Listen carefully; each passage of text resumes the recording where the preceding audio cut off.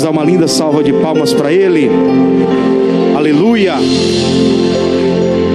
Boa tarde, meus irmãos. A paz de Deus seja conosco. Amém? Sente-se, por favor. Que bom que nós chegamos a esse dia.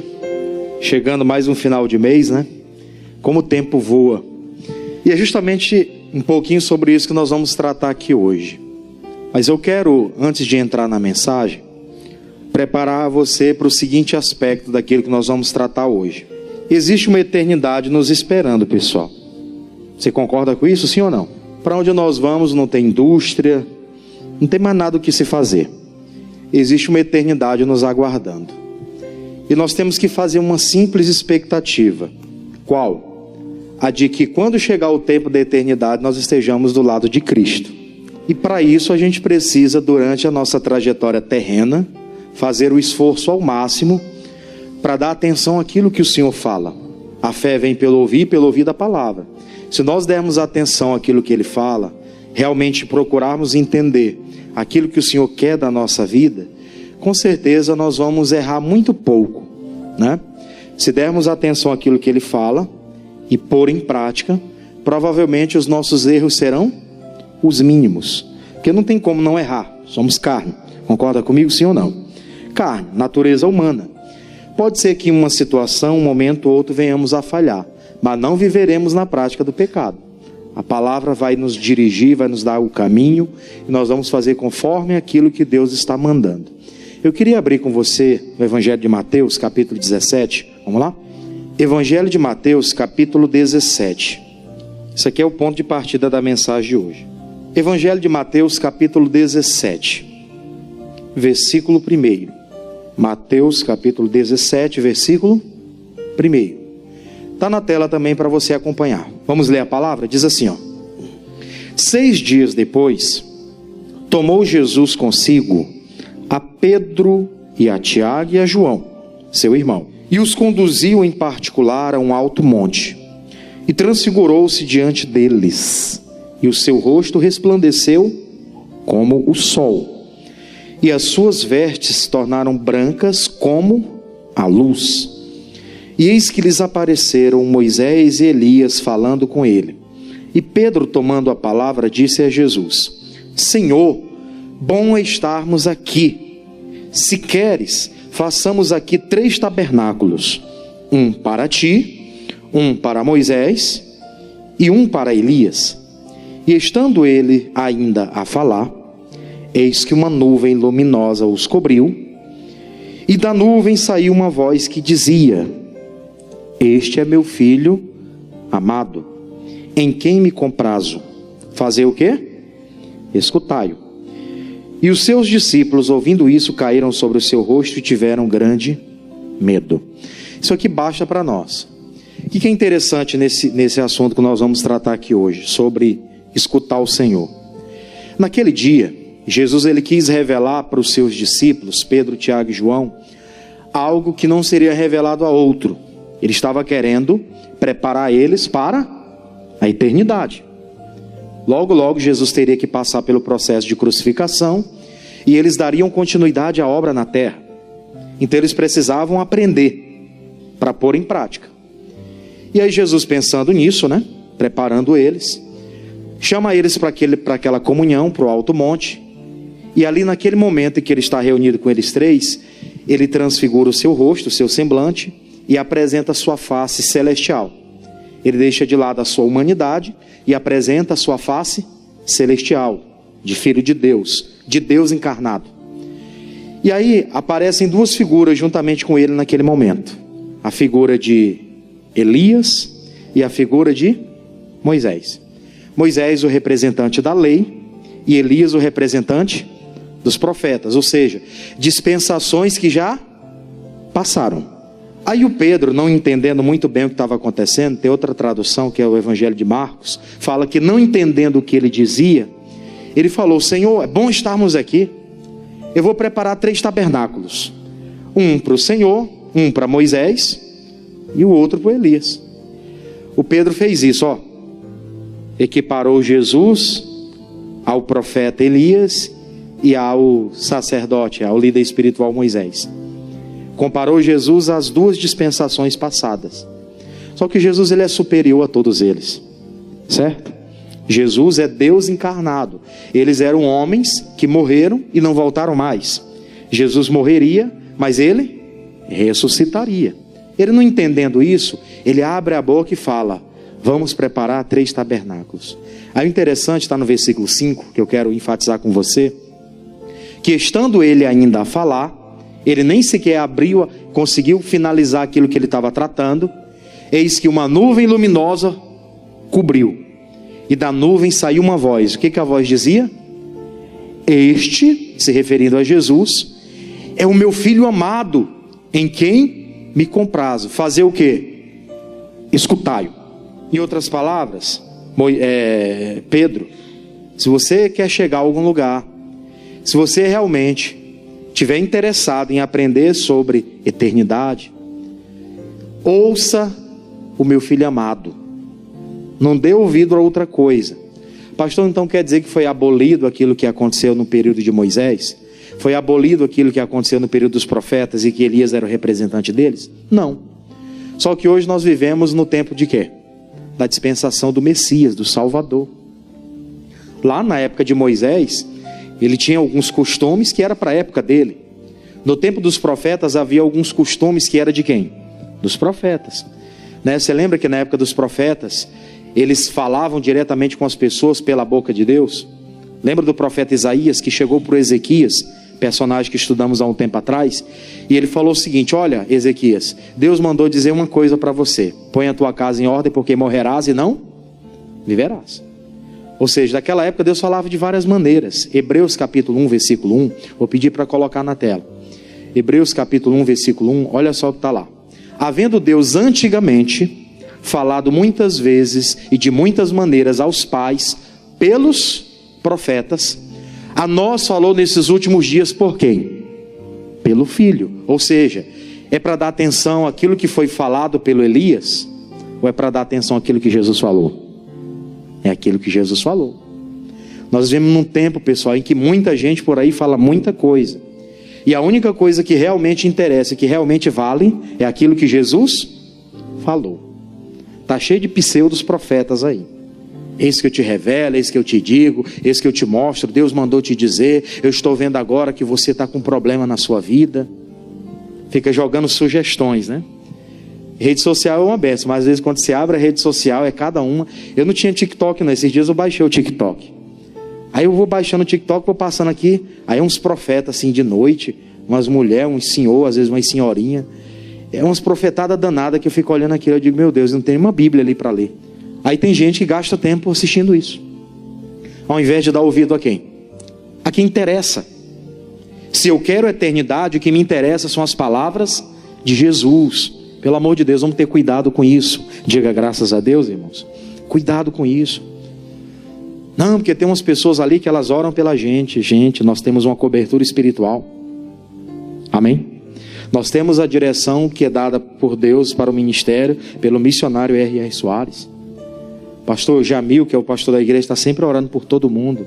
Claro, não tem contato com todo mundo, mas nem todo mundo também se achega para buscar, entender ou procurar conversar. Nós precisamos entender quem é que realmente interessa ouvir. No nosso caso é quem? É Jesus, é a palavra, é a nova aliança, é a graça de Deus que está à nossa disposição. Aí eu quero estudar com você, vou deixar aqui marcado. A gente vai para o livro de Josué. O Josué é um personagem da Bíblia, capítulo 1, vamos lá. Josué capítulo 1. O pastor está tratando desse assunto, nós vamos seguir aqui. Claro que tudo é muito diferente daquilo que foi tratado em outras reuniões, mas um pouquinho do contexto é o mesmo. Josué capítulo 1. Eu quero ler com você o versículo de número 3. Você vai lembrar muito bem que nesse capítulo, nessa história do Josué, Deus se apresenta para o Josué e fala o seguinte: Josué, o meu servo Moisés morreu, ficou para trás, né? Agora chegou a sua vez. Assim como eu fui com Moisés, eu vou ser contigo. Esquece a época que você vivia debaixo da autoridade do Moisés e que você fazia o que ele mandava. Você vai fazer o que eu te mandar. O que eu te disser, você vai fazer, né? Ele morreu, agora você faz o seguinte: levanta, esforça, porque a obra vai ser contigo. Ao versículo 3, Deus começa a falar com ele o seguinte: todo lugar que pisar a planta do vosso pé, vô-lo tenho dado, como eu disse a quem? A Moisés. Tem um detalhe interessante nesse versículo, que é o primeiro que eu queria tratar com você, que quando Deus começa a falar com o Josué, ele fala o seguinte: Josué, aquilo que eu falei para o Moisés continua, só que agora é dirigido a quem? A você, sou eu que vou falar com você. Os mortos não falam. Amém, gente? Os mortos não falam. A religião ensina, né, que tem alguém lá que foi muito usado por Deus durante a vida, você pode rezar para ele que ele vai ser uma bênção, ele vai ser uma luz para você. Isso é o que a religião ensina. Jesus Cristo, nós entendemos que havendo o homem morrido uma vez, segue-se o quê? O juízo. Não tem mais o que aquele homem falar depois da sua partida, não. Aí o Moisés partiu, ele falou: ó, assim como eu fui com Moisés, eu vou ser com você. Agora dê atenção àquilo que eu vou te falar. Antes eu falava com Moisés, agora eu vou falar com você. Aonde você pisar a planta dos pés, eu vou-lhe tenho dado. Aí vem o versículo 8, o interessante da história, versículo 8. Não se aparte da tua boca o quê? O livro desta lei. No caso, na época dele, vive na dispensação da lei. Então não se aparte da tua boca o livro desta lei.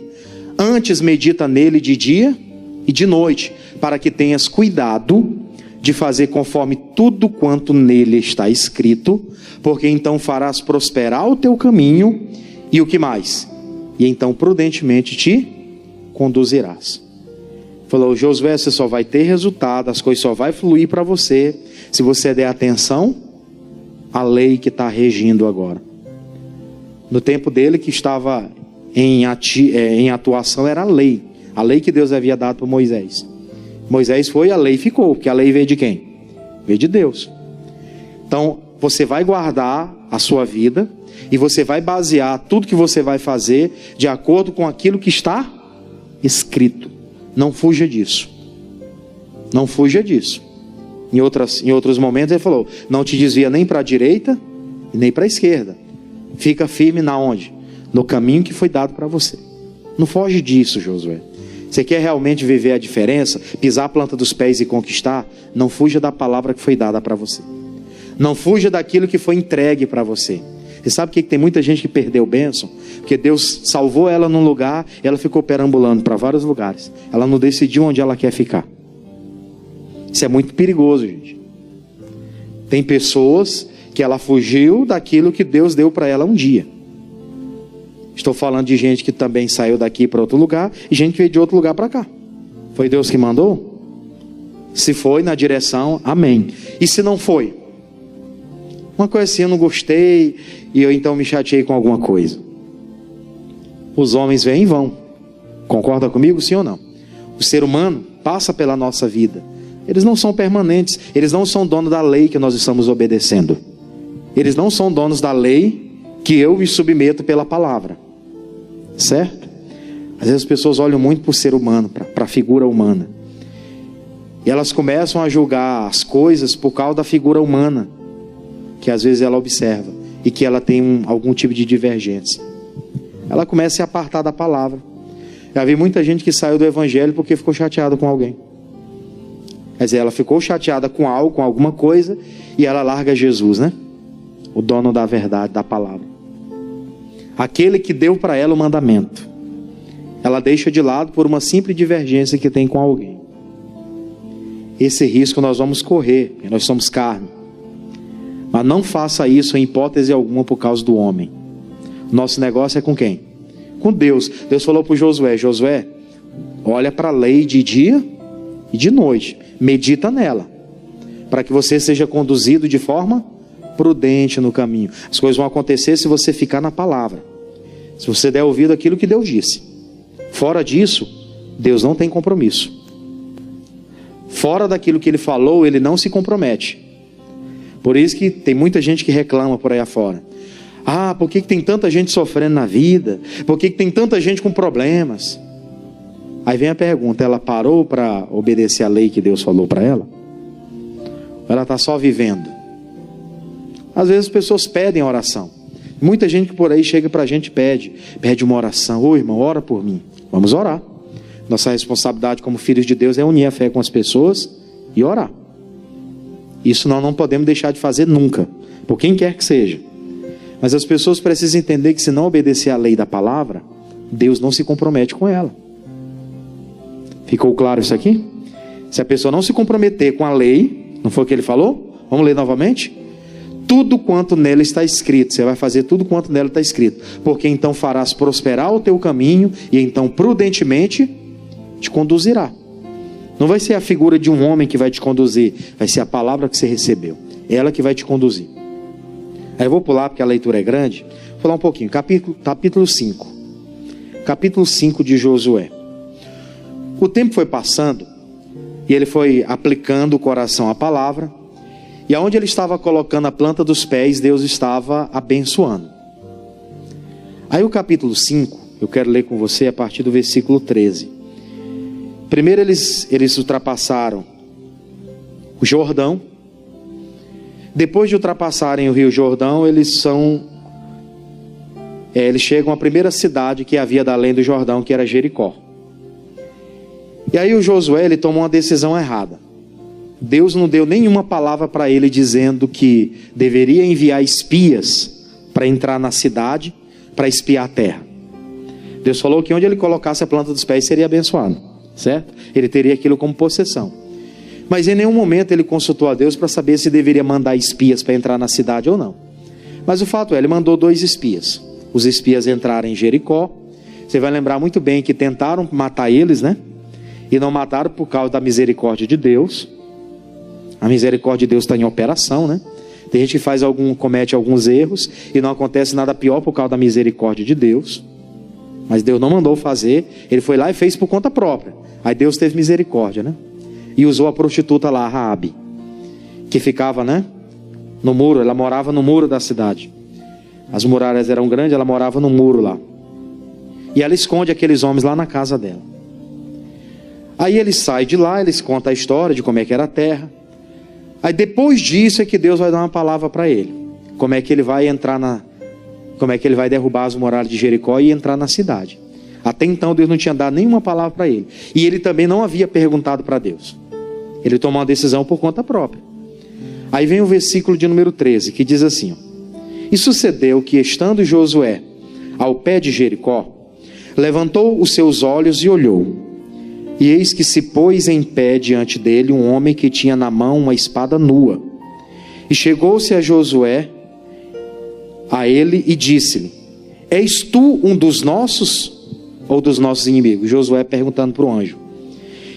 E disse ele: Não, mas venho agora como príncipe do exército do Senhor.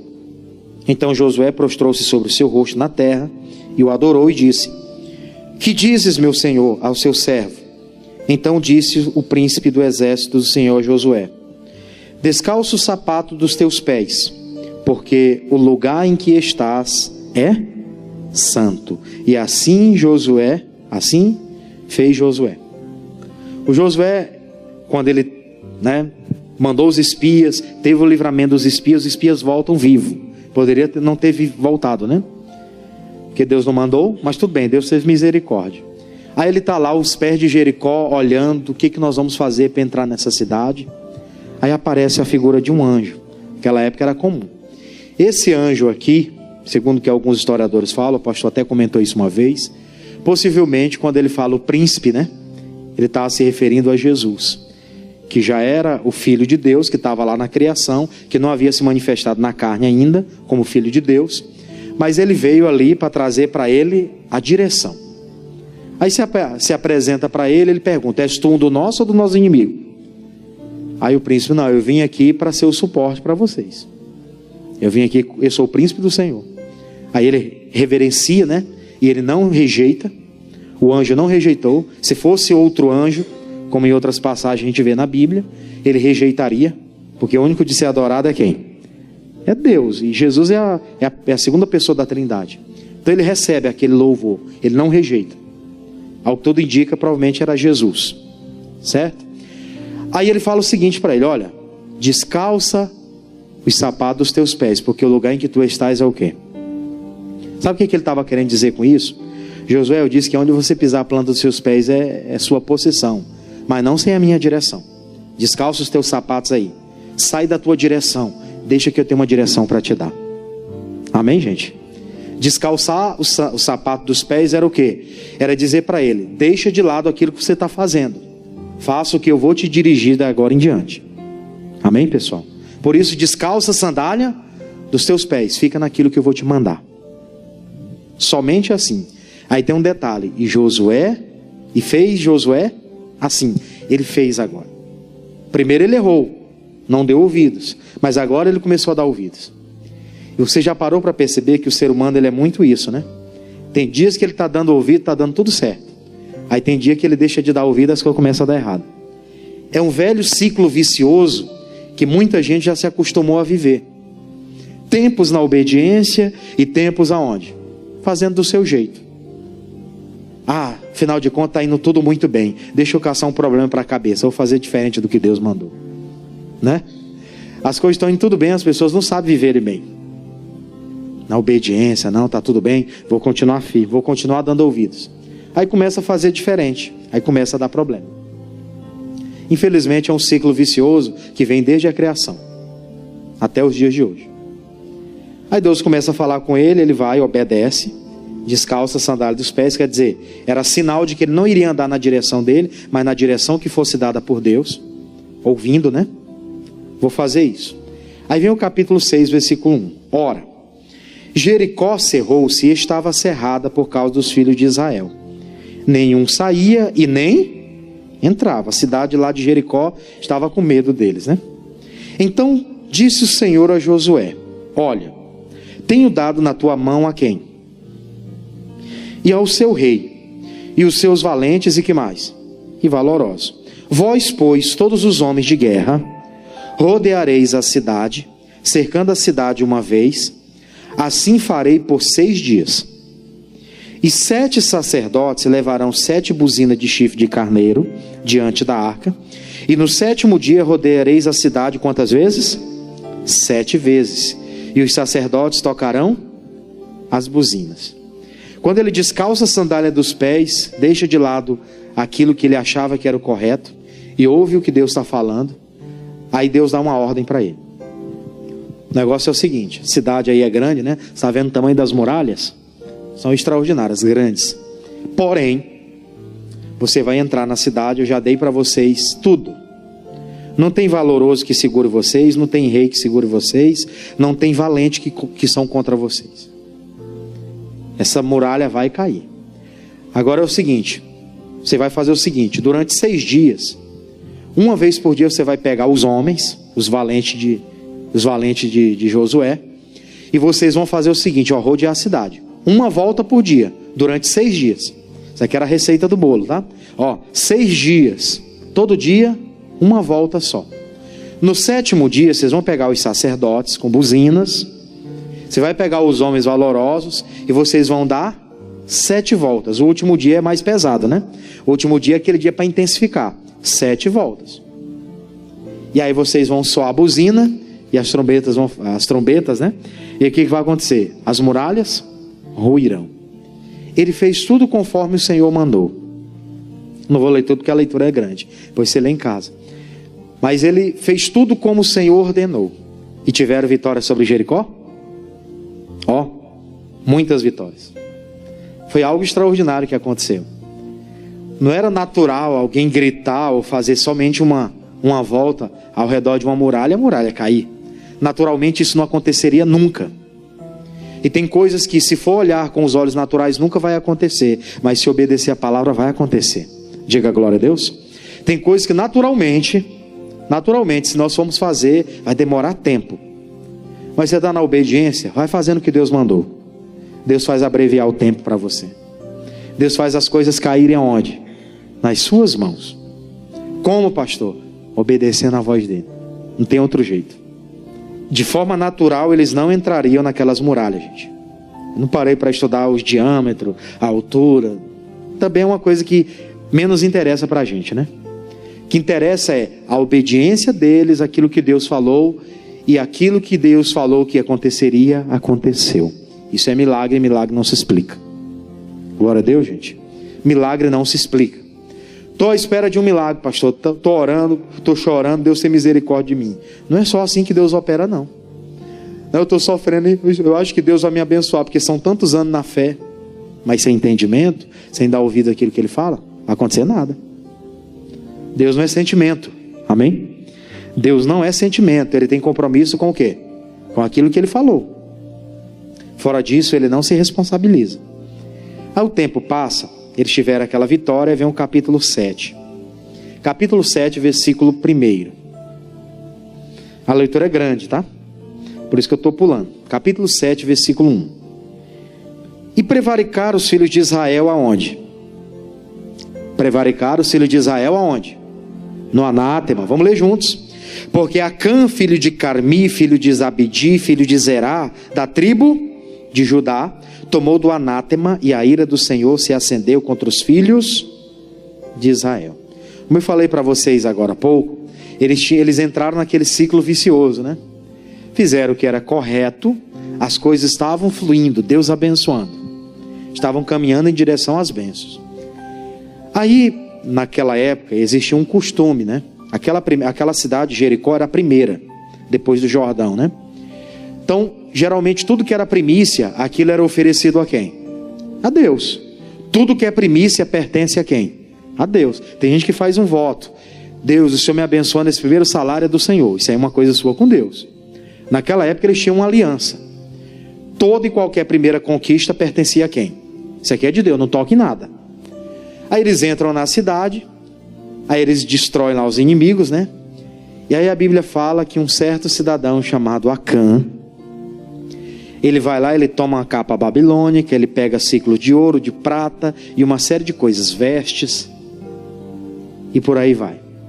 Pegou uma série de coisas que não deveria pegar. Ele prevaricou naquilo que Deus havia dito que se tocasse era maldito.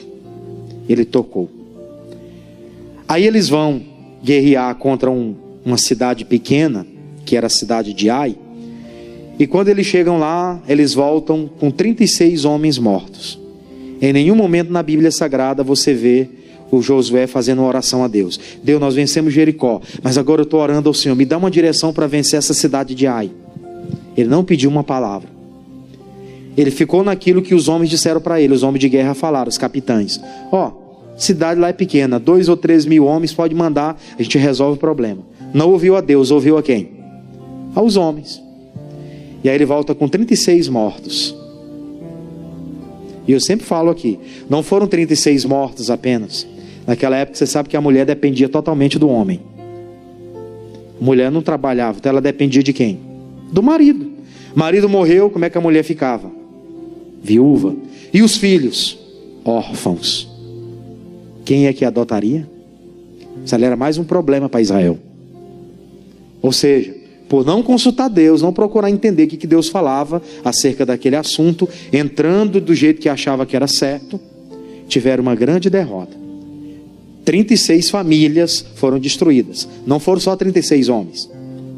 Foram 36 famílias. Aí está lá o Josué agora, oh Deus, chorando, pedindo misericórdia, como se Deus tivesse culpa nisso, né? Eu vou pular porque a leitura é grande. Deixa eu pegar com você versículo de número 6.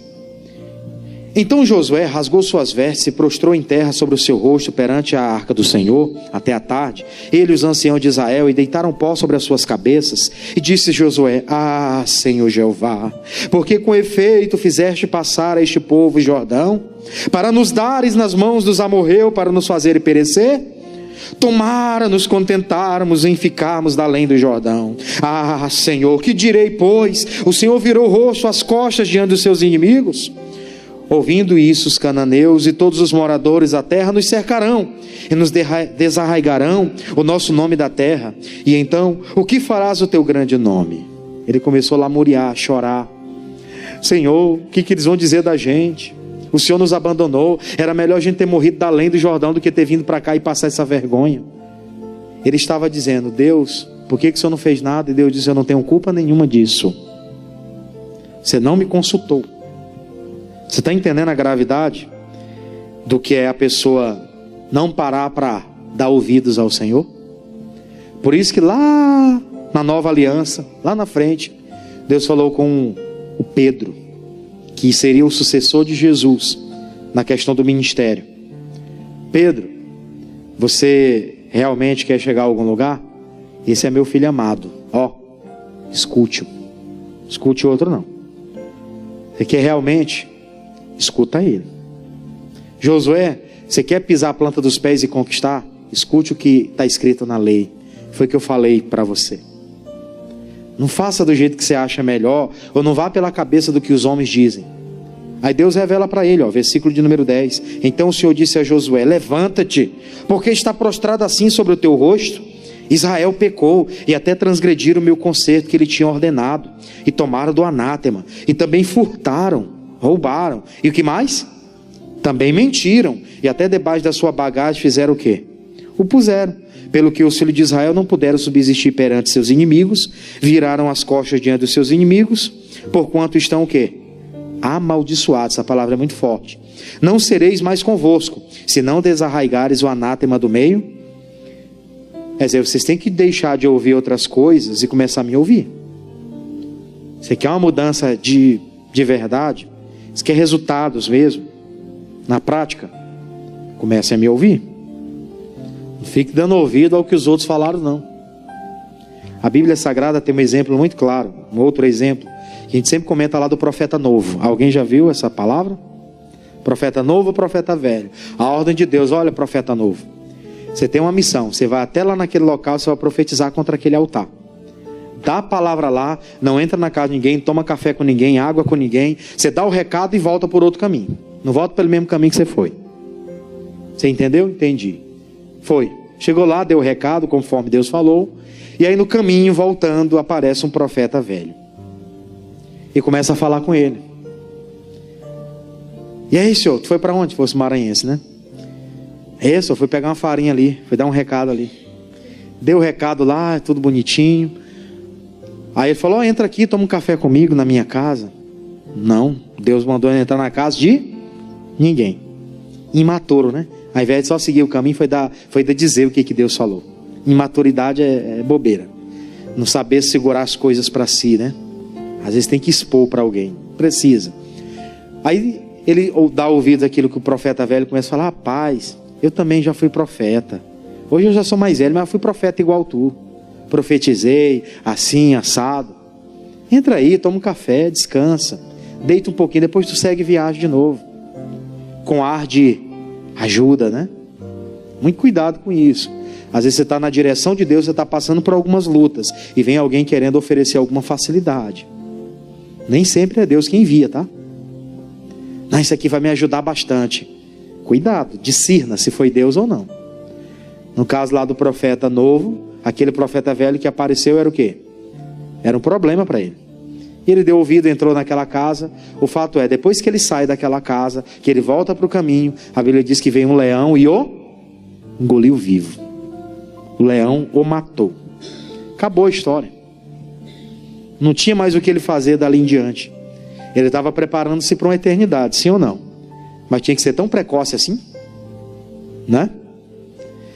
Você vê que tem gente pagando às vezes preço alto, de forma precoce, sem necessidade, porque não ouve. Não ouve o filho amado. Não dá atenção ao filho amado, aquilo que ele fala. Aí ele tem essa derrota, aí ele vai, agora ele vai ter que gastar um tempo. Tem gente que parou na caminhada e tem gastado tempo com problema. Se ele tivesse feito certinho, perguntado para Deus, Deus ia dizer: olha, quando vocês derrotaram lá Jericó, entraram na cidade, foi pego do anátema e tem pecado no meio de vós. Não vai contrair porque vocês vão perder. Deus avisa, sim ou não? Quem já teve experiência assim, que você foi avisado por Deus acerca de alguma coisa? Ninguém teve experiência com Deus, pessoal? Deus falou algo comigo e depois aconteceu, e eu atendi, graças a Deus, né? Deus falou algo comigo e eu entendi, fiquei na minha, e depois aconteceu algo. Se eu tivesse desobedecido, eu teria ido para o beleléu. No caso dele, tomou a decisão errada e agora ele tinha que pagar um preço. Qual? Tribo por tribo, casa por casa, até encontrar o pecado de Acã. Ó, tempo perdido na caminhada. Gente que não ouve a Deus, pessoal, perde muito tempo. Tem gente gastando tempo com muita coisa hoje. Ó, pessoal, vai ter um culto tal dia, tal hora, aqui, todo mundo para buscar Deus. Ah, não dá para vir, tem umas coisas para resolver, né? Tem umas coisas para resolver, não dá para participar. Só problema, né? Só problema. Quando é construção é uma coisa, está construindo. Mas tem caso que é o quê? Resolvendo problema. Quando é construção, beleza, estou construindo, por isso eu me ausentei. E mesmo assim, tem momento certo para tudo, né? Tem gente que passa muito tempo construindo e não chegou a nada ainda. E não entendeu o que Deus falou também. Nenhum e nem outro. Nada. A probabilidade de alcançar alguma coisa é assim, ó, a mínima. Igual o salário do professor Raimundo, né? A mínima possível. De adquirir algo. Mas voltando aqui à questão do Josué, capítulo 8. A leitura é grande, capítulo 8. Então disse o Senhor a Josué, depois que ele gastou tempo, né? Você vê que o tempo está passando e o Josué está como? Resolvendo o problema ao invés de conquistar a terra. Resolvendo o problema ao invés de conquistar terra. Capítulo 8, versículo 1. Então disse o Senhor a Josué, não temas e não te espantes. Toma contigo toda a gente de guerra. O que Deus mandou levar? Toda a gente de guerra. O que ele tinha levado? 2 ou 3 mil homens. Falsa segurança, né? Leva toda a gente de guerra e levanta-te e sobe a Ai.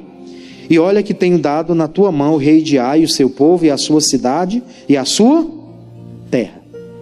Quer dizer, depois que vocês mataram lá o anátema, arrancaram fora o Acã, gastou muito tempo, né? Imagina aí 3 milhões de pessoas, família por família, até descobrir, tribo por tribo, depois família por família, até descobrir. Ele gastou tempo.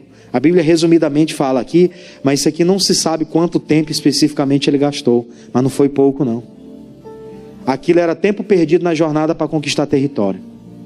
O tempo está passando, Josué está envelhecendo, a eternidade está chegando, e o que ele está construindo?